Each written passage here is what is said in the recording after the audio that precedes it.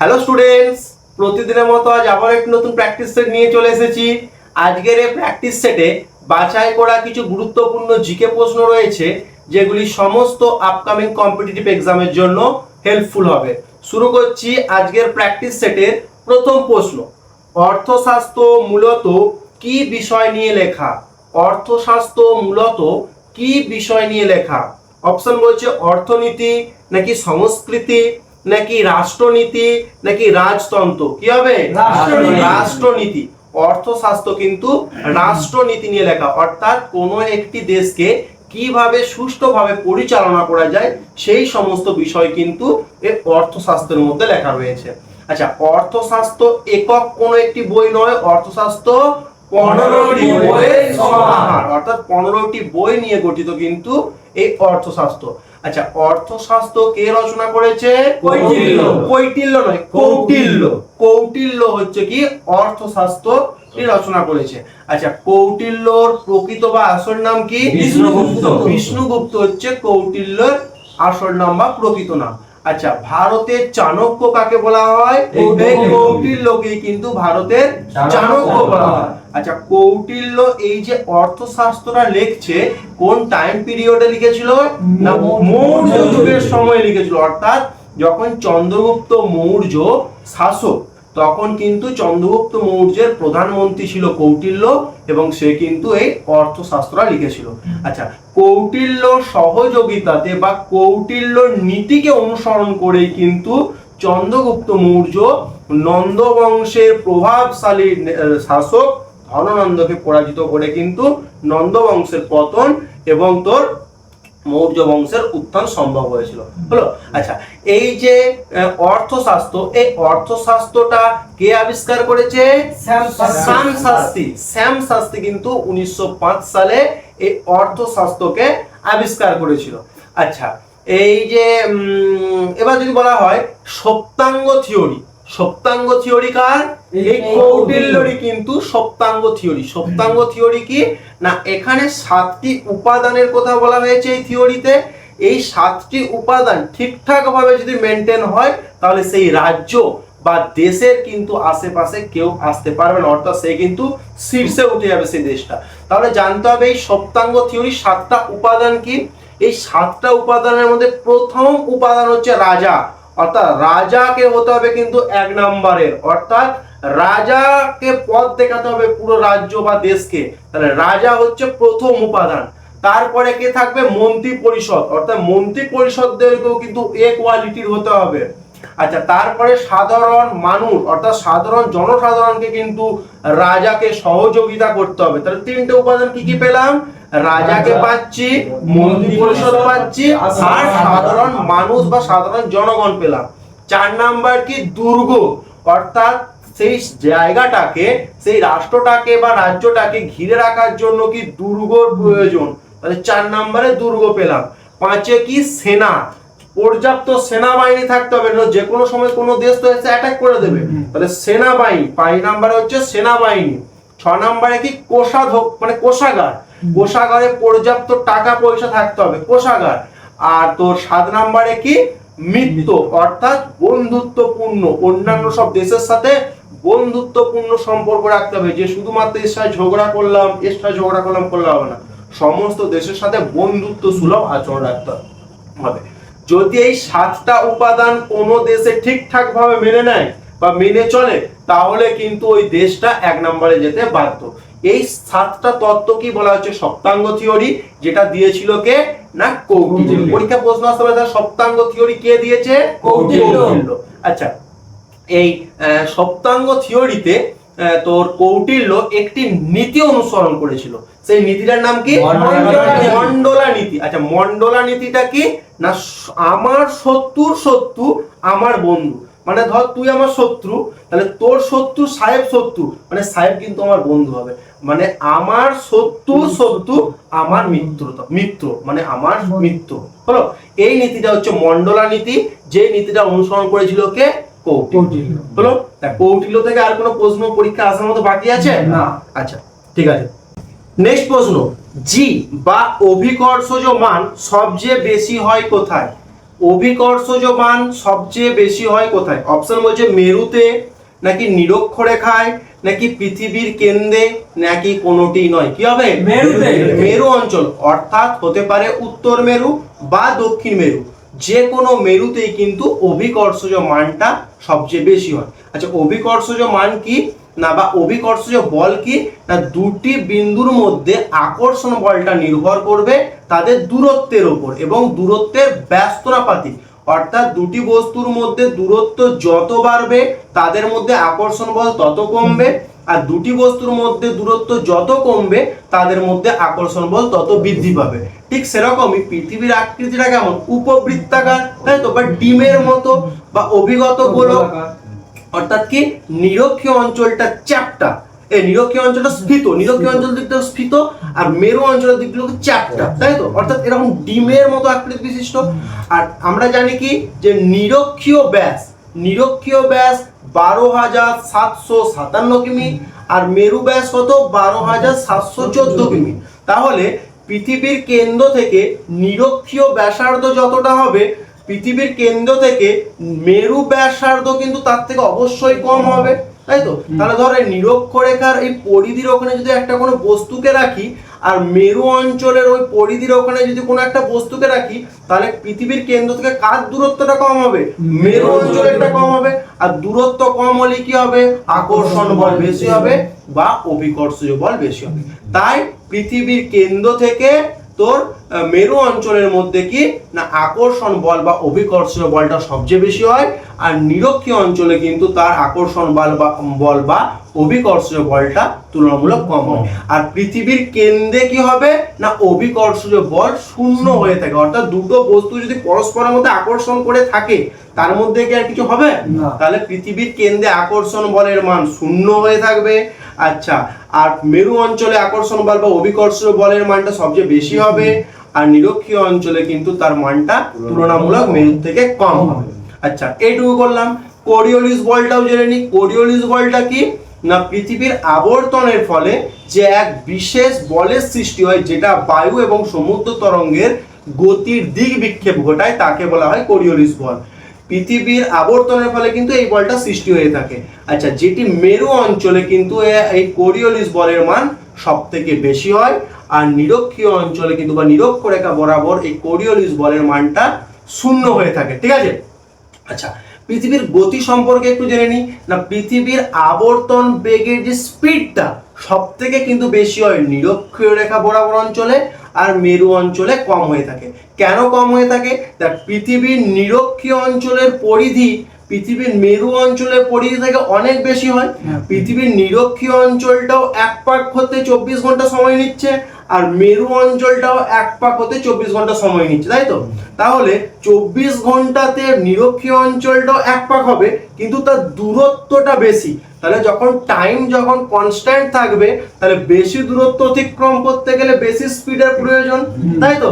তাহলে পৃথিবীর নিরক্ষরেখা বরাবর অঞ্চলের আবর্তন বেগ কিন্তু সব থেকে বেশি, কত? 1674 কিমি পার ঘন্টা। হলো।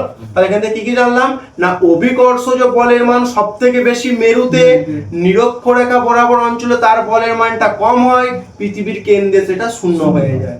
আচ্ছা, কোরিওলিস বলের মান সব থেকে বেশি হয় মেরুতে, আর নিরক্ষরেখার বলের মান প্রায় শূন্য। আর কি আবর্তন বেগ কিন্তু সব থেকে বেশি হয়ে থাকে নিরক্ষরেখা অঞ্চল বরাবর বা নিরক্ষীয় অঞ্চলে, আর মেরু অঞ্চলে আবর্তনের স্পিড প্রায় শূন্য। হলো। আচ্ছা, নেক্সট প্রশ্ন। খাবারের ক্যান টিন দিয়ে প্রলেপ দেওয়া হয় কিন্তু দস্তা দিয়ে হয় না, তার কারণ? খাবারের যে ক্যানগুলো সেটা টিন দিয়ে প্রলেপ দেওয়া হয়, কিন্তু তো দস্তা দিয়ে হয় না, কেন? অপশন বলছে দস্তা টিনের চেয়ে কম বিক্রিয়াশীল, নাকি টিনের চেয়ে দস্তার গলনাঙ্ক বেশি, নাকি দস্তা টিনের চেয়ে দামি, নাকি দস্তা টিনের চেয়ে বেশি বিক্রিয়াশীল। কি হবে? দস্তা টিনের থেকে বেশি বিক্রিয়াশীল। আচ্ছা, তাহলে খাবারের সাথে টিনটা যে হারে বিক্রিয়া করবে তার থেকে কিন্তু দস্তা বেশি বিক্রিয়া করে।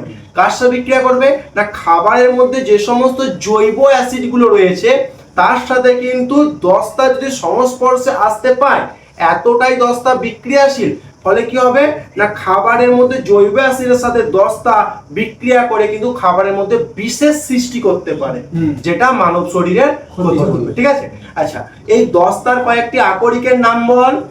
Zinc calamine, zincite, zinc blende, zinc oxide, এগুলো সব কি না দস্তার আকরিক। আকরিক কি না যাকে নিষ্কাশন করে ধাতুটা পাওয়া যায় তাকে বলা হয়ে থাকে আকরিক। আচ্ছা টিনের একটি আকরিকের নাম বল। ক্যাসিটেরাইট। ক্যাসিটেরাইট হচ্ছে টিনের আকরিক। হলো। আচ্ছা নেক্সট প্রশ্ন, ব্ল্যাক ফুট ডিজিজ বা ব্ল্যাক ফুট রোগের জন্য দায়ী কোন ধাতু? ব্ল্যাক ফুট ডিজিজের জন্য কোন ধাতু দায়ী? অপশন সীসা, নাকি আর্সেনিক, নাকি ক্যাডমিয়াম, নাকি পারদ? কি হবে? আর্সেনিকের জন্য তোর ব্ল্যাক ফুট ডিজিজ হয়, অর্থাৎ পায়ের পাতায় কি কালো কালো ছোপ ছোপ দাগের সৃষ্টি হয়, যেটা আর্সেনিকের জন্য হয়ে থাকে। আচ্ছা আর্সেনিক কিন্তু ধাতু নয়, আর্সেনিক কি ধাতু কল্প, অর্থাৎ আর্সেনিকের মধ্যে ধাতুরও কিছু গুণাবলী রয়েছে এবং অধাতুরও কিছু গুণাবলী রয়েছে, তাই আর্সেনিক কিন্তু ধাতু নয়, ধাতু কল্প। আচ্ছা সীসা, সীসার ফলে কোন রোগটা হয়ে থাকে বা কোন ডিসঅর্ডারস হয়ে থাকে? ডিসলেক্সিয়া।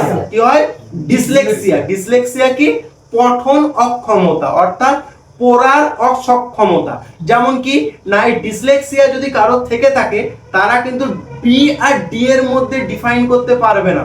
ম্যাক্সিমাম সময় কি তারা বিটাকে ডি পড়বে আর ডিটাকে বি পড়বে, বুঝতে পারছিস? অর্থাৎ বি আর ডি এর মধ্যে তারা কিন্তু ডিফারেন্স বের করতে পারবে না, কারা যদি কোনো ব্যক্তি ডিসলেক্সিয়া থেকে থাকে।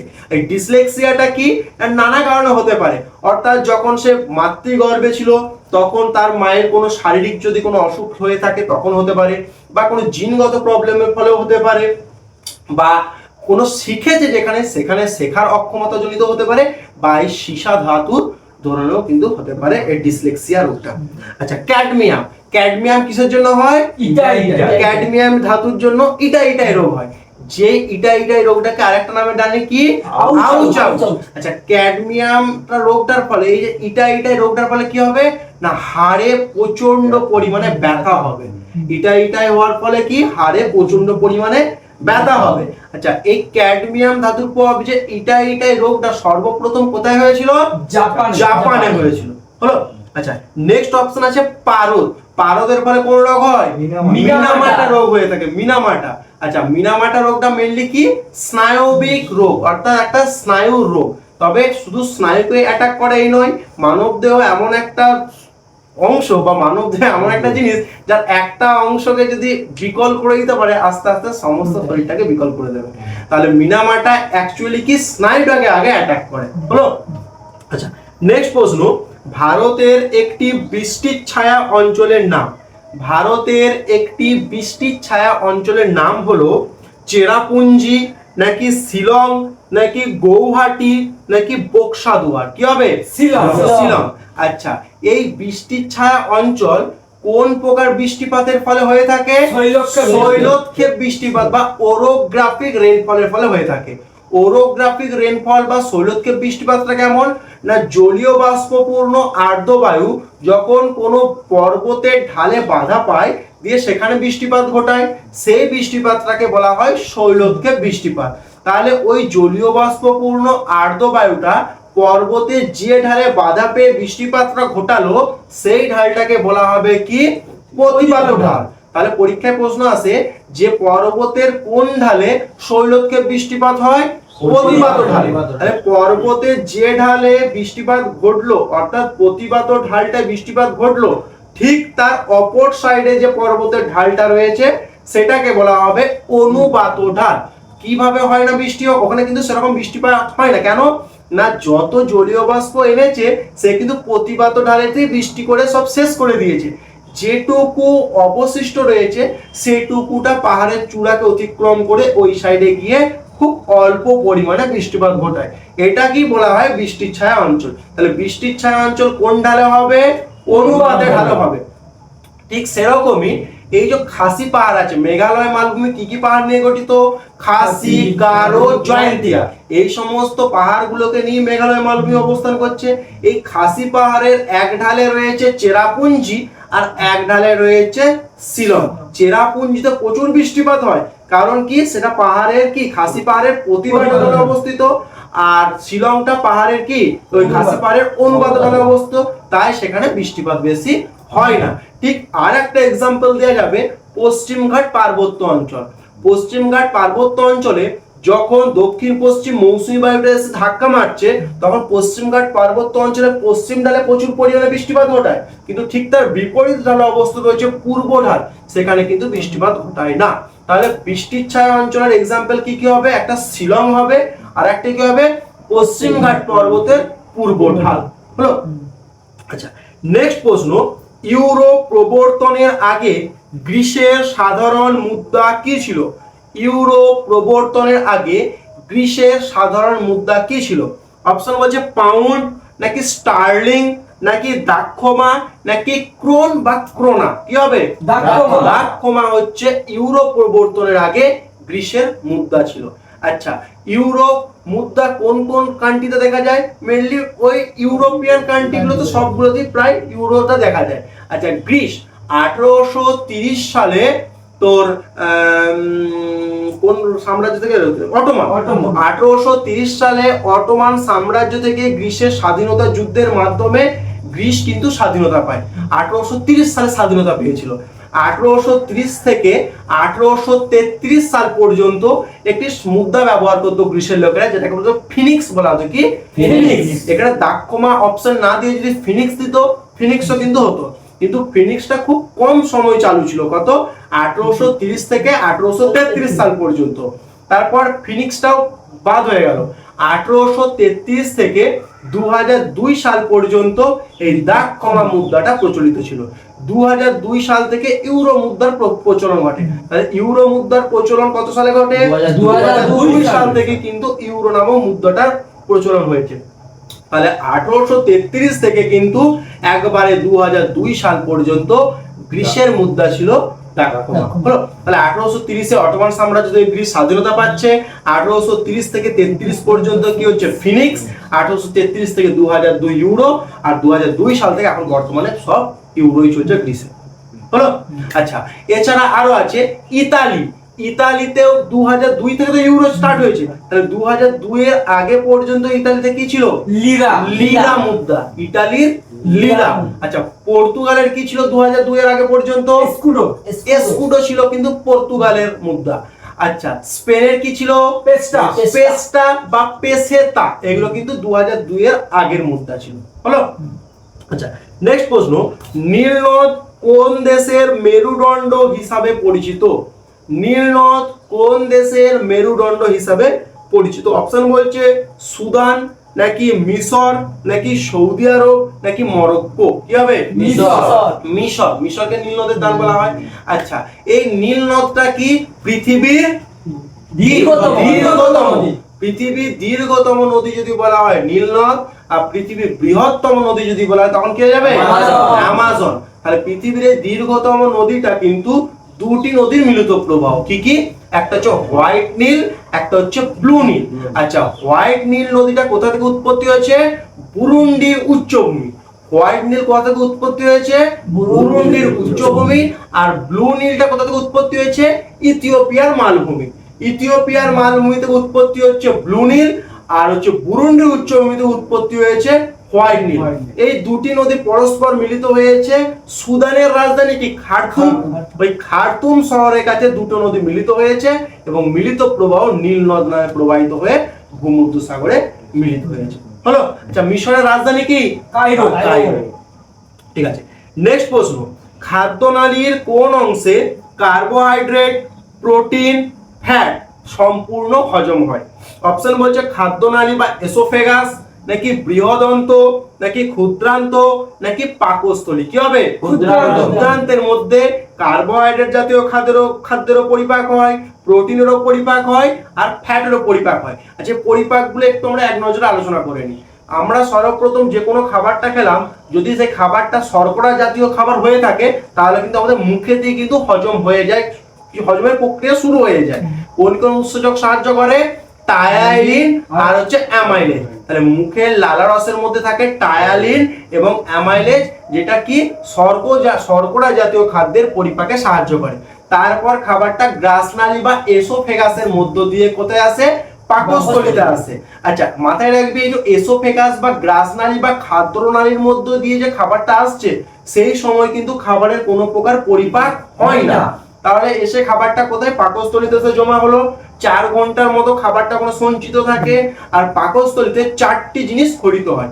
সর্বপ্রথম কি হবে, মিউকাস খরিত হবে। মিউকাসের কাজ কি, পাকস্থলীর যে অন্তর্গাত্র রয়েছে বা পাকস্থলীর ভেতরের দিকে একটা লেয়ার তৈরি করে দেবে, মিউকাস খরিত হয় পাকস্থলীতে। তারপর কি না তোর খরিত হবে HCl, পাকস্থলীর অক্সেন্টিক কোষ থেকে HCl খরিত হয়, যেটা কি আম্লিক অ্যাসিড কিন্তু। আচ্ছা তারপর আর কি খরিত হবে না তোর পেপসিন খরিত হয়। পেপসিনটা কি প্রোটিনকে ভাঙতে সাহায্য করে, পেপসিন খরিত হবে।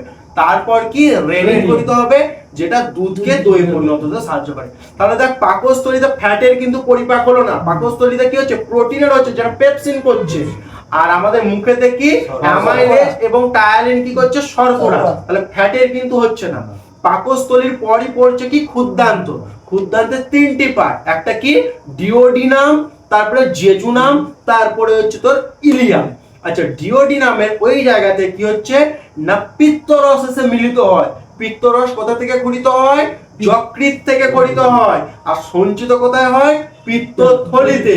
ওইটা কি ক্ষারীয় করে দেবে খাবারটাকে। ওই যে পাকস্থলীতে খাবারটা অ্যাকচুয়ালি কি ছিল, আম্লিক প্রকৃতির ছিল, ওই পিত্তরসটা এসে খাবারটাকে ক্ষারীয় করে দিল, দিয়ে খাবারটা ওখানে থাকছে ডিওডিনামের মধ্যে। এবং সেখানে কি না প্যানক্রিয়াস গ্রন্থি থেকে অর্থাৎ অগ্নাশয় গ্রন্থি থেকে কিন্তু 3 ধরনের উৎসেচক খরিত হবে। কি কি না সেখানে অ্যামাইলেজ খরিত হবে, ট্রিপসিন খরিত হবে, আর লাইপেজ খরিত হবে। কি কি, অ্যামাইলেজ, ট্রিপসিন, লাইপেজ। অ্যামাইলেজ কি করবে, ওই মুখের মধ্যে তো শর্করাটা ভেঙে দিয়েছে, যেটুকু ভাঙতে পারেনি সেই জিনিসটাকে আবার কি করবে, ক্ষুদ্রান্তের ওই তোর অ্যামাইলেজ দিয়ে আবার ভাঙবে। আচ্ছা আর ট্রিপসিন, পাকস্থলীতে প্রোটিনটাকে ভেঙে দিয়েছে, যে প্রোটিনটা এখনো ভাঙতে পারেনি সেটাকে ট্রিপসিন ভাঙবে। আচ্ছা আর লাইপেজ কি না ফ্যাট ভাঙবে। দেখ এর আগে পর্যন্ত ফ্যাটের কিন্তু পরিপাক হয়নি, সর্বপ্রথম এসে শুরু হচ্ছে কি ক্ষুদ্রান্তের ডিওডিনামের ওখানে এসে কিন্তু তোর ফ্যাটের ভাঙছে, তাই তো।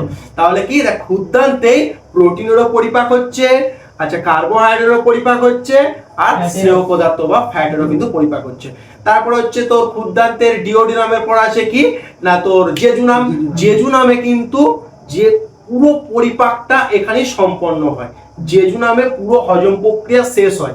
এছাড়া ওখানে আরো কিছু কিছু তোর উৎসেচক খরিত হয়, যেমন ট্রিপসিন আছে, সুক্রেজ আছে, মল্টেজ আছে, এগুলো বিভিন্ন প্রকার যেগুলো আছে সেগুলো কিন্তু তোর জেজুনামে কিন্তু খরিত হয়। আর ইলিয়াম কি, ইলিয়ামে কি চুলের মতো এমনি ভিল্লি আছে যেগুলো ওই খাবারটাকে শোষণ করে। হলো। আচ্ছা এই ক্ষেত্রে পাকস্থলীতে দুধ থেকে দইতে পরিণত করতে হয় রেনিন, বলেছি ওই পাকস্থলীতে রেনিন খরিত হয় যেটা দুধকে দই পরিণত হতে সাহায্য করে। আচ্ছা ক্ষুদ্রান্ত নাম ক্ষুদ্র কিন্তু আকারের দিক থেকে বড়। ক্ষুদ্রান্তের দৈর্ঘ্য কত 7.5 মিটার, আর বৃহৎ অন্তর নামটা বড় কিন্তু সেইটা ছোট 1.5 মিটার। অর্থাৎ বৃহৎ অন্তের দৈর্ঘ্য হচ্ছে 1.5 মিটার, ক্ষুদ্রান্তের দৈর্ঘ্য হচ্ছে 7.5 মিটার। যদি পরীক্ষায় অনুপাত চায় যে ক্ষুদ্রান্ত ও বৃহদন্তের অনুপাত কত, আনসার করব 5:1। ক্ষুদ্রান্ত ইস টু বৃহদন্ত বলে 5:1, বৃহদন্ত ইস টু ক্ষুদ্রান্ত বলে 1:5। হলো। আচ্ছা নেক্সট প্রশ্ন, রাষ্ট্রপতি কত নম্বর ধারায় জাতীয় জরুরি অবস্থা জারি করে? রাষ্ট্রপতি কত নম্বর ধারায় জাতীয় জরুরি অবস্থা জারি করে? অপশন বলছে 352 নম্বর ধারা, 356 নম্বর ধারা, 360 নম্বর ধারা, 362 নম্বর ধারা। কি হবে? 352 নম্বর ধারা। আচ্ছা রাষ্ট্রপতি যে এই এমার্জেন্সিটা জারি করতে পারে বা জরুরি অবস্থা জারি করতে পারে, এটা কোন দেশ থেকে নিয়ে আসা হয়েছে? জার্মানি থেকে নেওয়া হয়েছে। ঠিক আছে, জার্মানি থেকে জরুরি অবস্থা কনসেপ্টটা অ্যাডপ্ট করা হয়েছে। আচ্ছা জরুরি অবস্থা ভারতে 3 ধরনের। কি কি? একটা জাতীয় জরুরি অবস্থা, একটা হচ্ছে রাজ্য জরুরি অবস্থা বা যেটাকে রাষ্ট্রপতির শাসন বলা হয়ে থাকে, আর একটা হচ্ছে কি আর্থিক জরুরি অবস্থা। জাতীয় জরুরি অবস্থা কত নম্বর আর্টিকেলে বলা হয়েছে? 352। এটা মুখস্থ রাখা খুব সহজ, 352 মাথায় রাখবো, 4 যোগ করে যাবো। তাহলে 352 জাতীয়, তার সাথে 4 যোগ করলে 356 রাজ্য, 56 সাথে 4 যোগ করলে কত? 360 হচ্ছে আর্থিক জাতীয় জরুরি অবস্থা, আর্থিক জরুরি অবস্থা। এখনো পর্যন্ত জাতীয় জরুরি অবস্থা তো 3বার জারি করা হয়েছে জাতীয় জরুরি অবস্থা।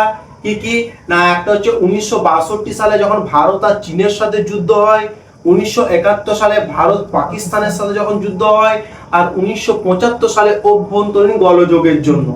রাষ্ট্রপতির শাসন যেটা 356 রাজ্যের ব্যাপারটা, এটা অনেকবার হয়েছে, বিভিন্ন রাজ্যের ক্ষেত্রে অ্যাপ্লিকেবল। আর 360 নম্বরে যেটা বলা হয়েছে আর্থিক জরুরি অবস্থা, সেটা কিন্তু এখনো পর্যন্ত একবারও জারি করা হয়নি। হলো? আচ্ছা, নেক্সট প্রশ্ন যেটা হোমওয়ার্ক থাকছে, তোমরা এই প্রশ্নের উত্তরটি কমেন্ট বক্সে উত্তরটি জানাবে। অপশনটি বলছে প্লাস্টিক শিল্পে ব্যবহৃত পিভিসি, প্লাস্টিক শিল্পে ব্যবহৃত পিভিসির সম্পূর্ণ অর্থ কি? অপশন হচ্ছে পলিভিনাইল ক্লোরাইড, নাকি ফসফোভিনাইল ক্লোরাইড, নাকি পলিভিনাইল কার্বনেট, নাকি কোনোটি নয়। আরো একবার অপশনগুলো বলছি, পলিভিনাইল ক্লোরাইড, ফসফোভিনাইল ক্লোরাইড, নাকি পলিভিনাইল কার্বনেট, নাকি কোনোটি নয়। আজকের আলোচনা এখানেই শেষ করছি।